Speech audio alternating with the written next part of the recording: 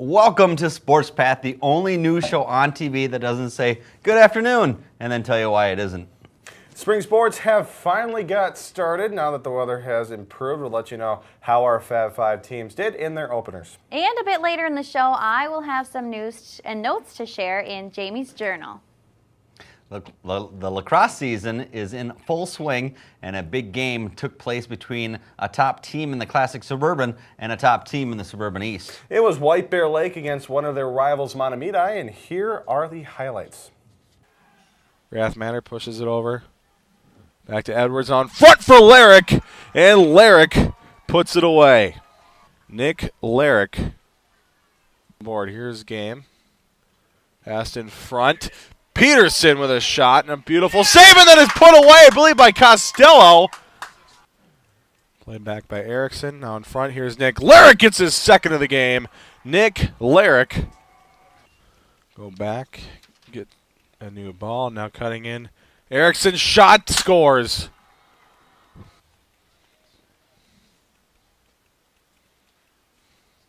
Pass in front, shot, and scores. Sam Koenig. Costello. Pass in front, shot, score. Ethan Peters. 1:30 remaining in the fourth quarter. Shot, score. Jake Hill. It's the final. A victory by Mahtomedi there, and Big victory. let's see where they sit in the standings. We'll start actually with White Bear Lake and the Classic Suburban Conference. And, well, we'll see in a minute here. Well, White Bear Lake certainly, doing some really great things this year. They're 4-0 in the conference. Their only loss comes to Mahtomedi, and at this point, if you're looking at Section 4, you're looking at White Bear Lake or Mahtomedi this year. So Woodbury also a good school. Obviously, they're undefeated on the top there. They're looking to be a pretty competitive team. So that's really what we want to see is the more competitive teams here as the sport grows and grows, and it's looking to be a pretty good and solid sport in all these schools now as you see it grow and spread out. Looking at Classic Suburban, Mahtomedi and St. Thomas Academy and Hill Murray round out the top three. They're all 1-0. Tartan 2-3 as you see, as well as now North St. Paul 0-1 in the conference. St. Thomas Academy is such a good lacrosse team, and Mahtomedi, they're going to give them a run for the money in the conference, I think, as Mahtomedi showed against a very, very good White Bear Lake lacrosse team. They're a team that can really work the ball around and shoot from great angles and get some shots in the goal. And they've got great goaltending as well. Well, that and a lot of the teams, such as Tartan, won't even cut you if you go out for the team. So Right. if you feel like doing something, just go out for the team and I would get to learn the sport. I know White Bear Lake Lacrosse, Youth Lacrosse is looking for some 3rd and 4th graders still. So check it out, WBLAX.com, and then also wherever you live, look up, Google your local Youth Lacrosse Association, because I think it's a great sport to give kids an opportunity to play in the spring. You have baseball or softball in the summertime, but it's kind of a dead period in the spring that maybe you can fill with. I would have liked to play the sport. I wish I could go back too. Yeah, it's a great sport, great options out there. Take advantage of them if you can. The North St. Paul softball team is always competitive. Seems like they're always competitive each year. And after Coach Sean Hall took a new job at Lakeville North, there was some people wondering if things might change. Well, they didn't. A tough matchup for the Polars put them up against Hill Murray. And as we said, as they head down to Hill Murray, things really didn't change. A beautiful day here at Hill Murray High School. The Pioneers and the North St. Paul Polars hit hard to left field, back, and gone. A home run for Carly Langvin. Solo home run, and the North St. Paul Polars lead 1-0. You hand it to Carly right there. She's standing in that box and stands tall and proud and sees the ball she wants, hits the ball, puts enough barrel on that ball, and you got yourself a souvenir. She hits it to right. Beautiful placement on the hit. It'll score at least one, and it will score 1 run. As coming in is Robassi. We normally start early April as it's hit Beautiful job by Tanzer getting it to center field. And now the play at the plate, and it won't be in time. Now the throw to second. That won't be in time. A double for Julie Tanzer, scores a couple. And the Pullers now up for 5-0. Hit hard to left, and beautiful job. Now the throw home, it'll be cut off, and scoring will be Julie Tanzer. Strike, looking. Beautiful hit right up the middle.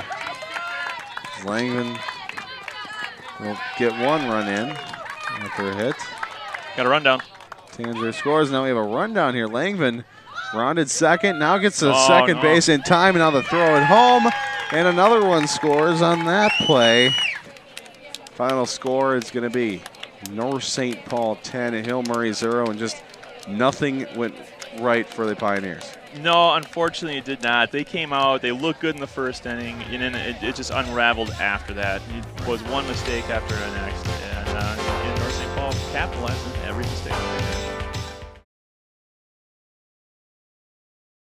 Zach, I think that stat line at the end of the game was a little inaccurate. It said 10-0 with no hits in the game. Yeah, there was plenty of hits in the game, and you know, it was just tough to take for Hill Murray, but North St. Paul, I'm telling you, they are such a powerful team, and it was great coaching. We saw that one rundown play in which the runner kind of went through between first and second, waited and waited until they kind of committed to her, and that allowed the girl at third base to go home and score. That's great. That's just great coaching. Smart base running. Smart base running, everything. So it wasn't smart to get caught, but once you did, it was good to It almost stall. even looked like, the way we looked at the replay a little bit, it looked like she actually meant to get caught because she came out, it was too big of a lead. I mean, she went halfway and waited for them to get the ball in the infield before she started kind of getting run down. So maybe saw who the next batter was up and thought, oh, well, who knows? perhaps. Well, let's take a look at where these two teams and the rest of our teams sit in their conference, and you see North St. Paul on top there. Overall record of 10-1, that one loss coming against Lakeville North earlier this season down actually in Rosemont they played. So Sean Hall goes a different school, but still gets a victory. Nice.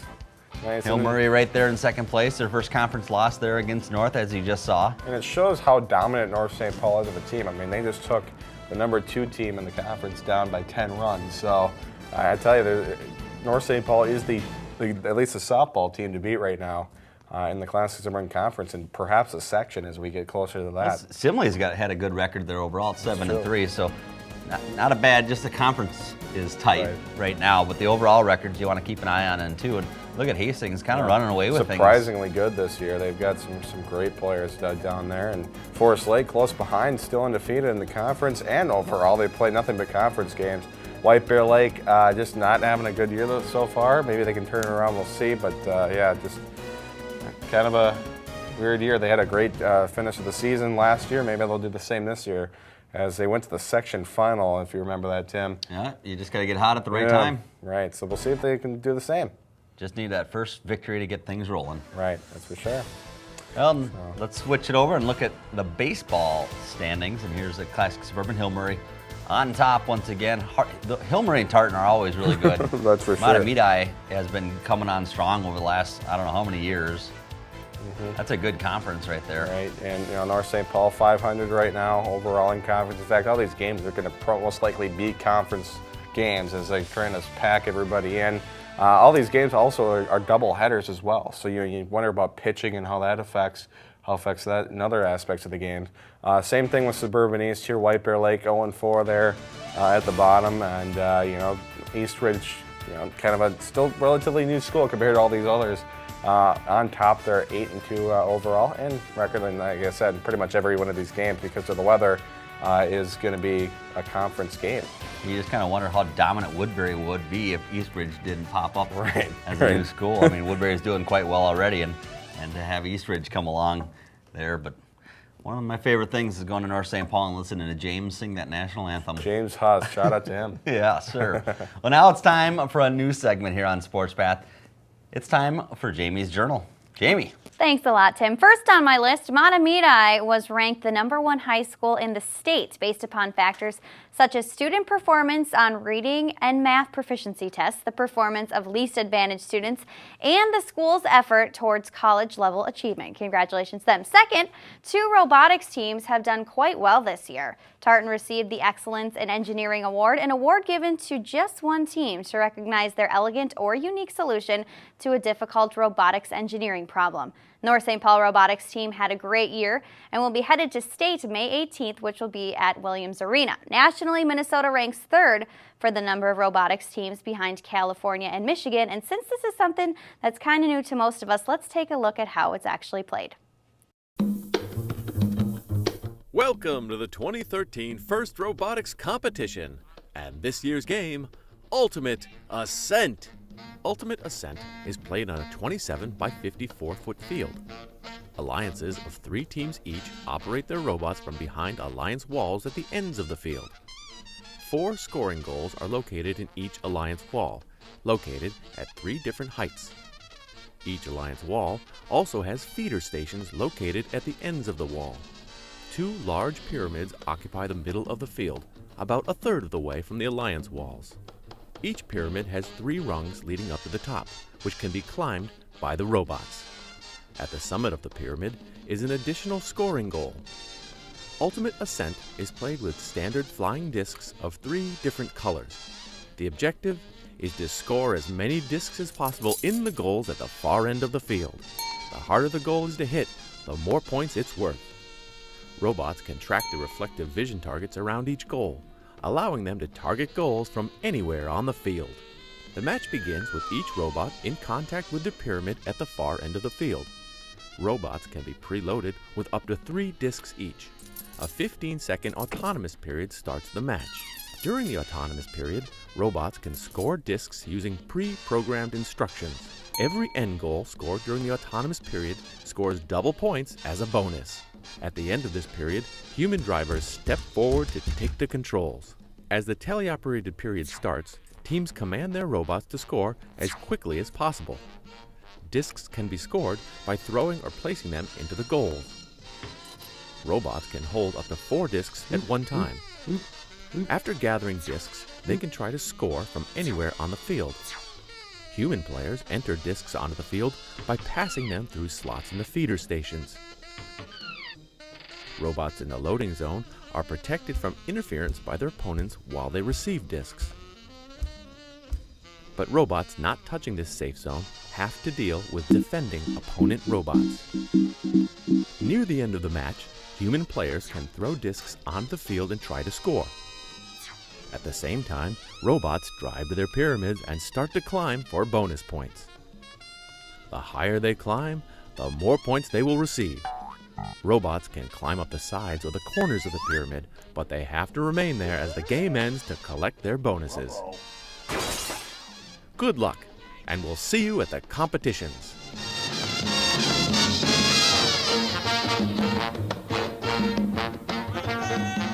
Tips with Timmy and plenty more coming up right after this. You're watching Sports Path on TV 19 Sports.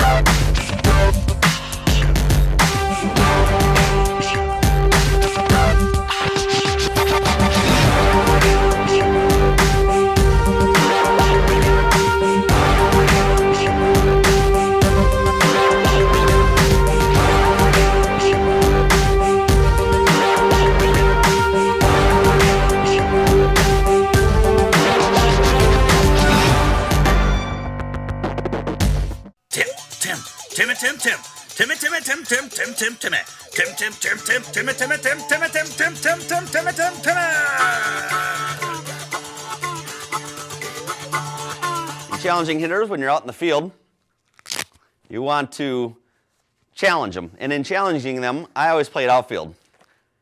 What you want to do is, judging off the size of the hitter, you can typically kind of eyeball them to know if they're going to be a power hitter or not. Early in the game, you might want to just play up and force them to prove that they can hit it over your heads. And once they establish that, okay, I got you. I'll play a little deeper on this guy. If you have a right-handed batter and you're playing out in right field, that right fielder will want to move in significant amount, because a lot of players do not have that power to go to right field, especially in the lower levels. Once you get up in the open levels and everything, pretty much batters can hit it everywhere, and they can hit it anywhere with power. So just play your normal positions then. But if you're at that level, you'll probably already realize that part of it. Next, we're going to move into a 5-man versus a 4-man defensively. And in the 5-man, you're bringing 5 fielders into the field of play. So you're going to grab one of these outfielders, and you're going to move them in right over the middle. And if it's a right-handed batter, you're going to have them on this side of the second base. And if it's a left-handed batter, you're going to move them to this side. What this does is forces the batters, a lot of times it's a mental thing. It forces the batters to they'll try to hit it to that outfield and try to hit it into one of the gaps that are now open. But it's a difficult thing to do unless you have good control with your bat.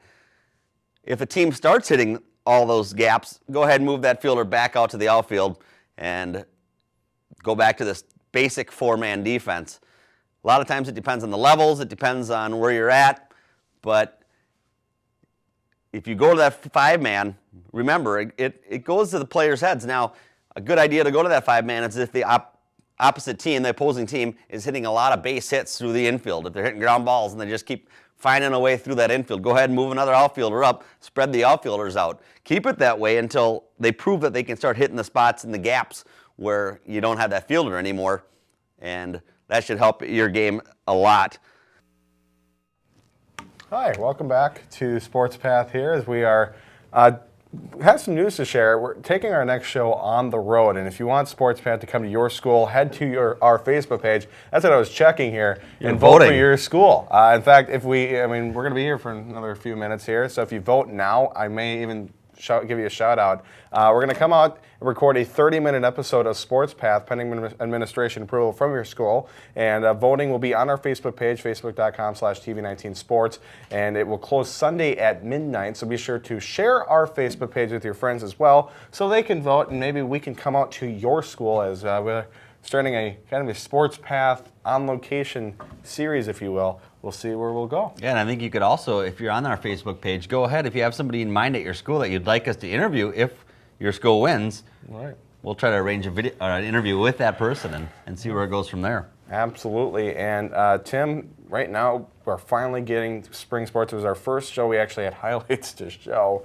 Our last spring sports season game last year debuted at, it was an April 3rd baseball game, White Bear Lake in North St. Paul.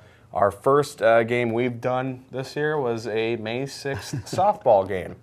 So over a month of dead time compared to last year. It's crazy, but at least we're getting back to it. We're getting some stuff.